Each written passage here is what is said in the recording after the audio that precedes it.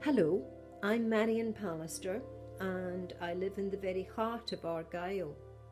Today it's a rural idyll, a tourist attraction, but as research for my books reminds us, this is an area of Scotland that contributed to the Industrial Revolution from its very start. The scientists date the start of damaging pollution to the mid-19th century. That wasn't, of course, the start of the use of coal. Record books for Tarbet Castle show it was available to fire furnaces for smelting ore in the 1400s.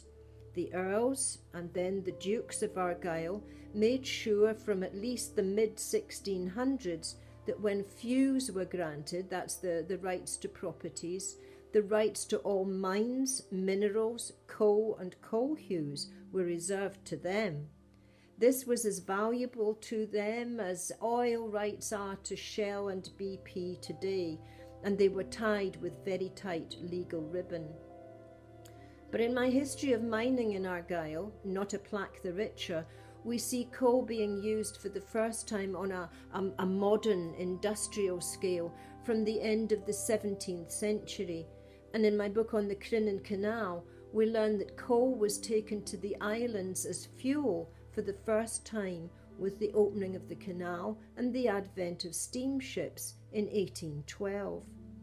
So, the rural idyll has some dirty secrets in terms of its effects on climate change. But it has, as my history of the Cruachan hydro project shows, had a positive influence on the possible changes that can be made to halt this climate emergency. Clean energy, whether driven by hydro plants, wind turbines or wave power, are examples that Argyll and Scotland can offer the negotiators at COP26. Let's hope they hear that message as they deliberate in Glasgow.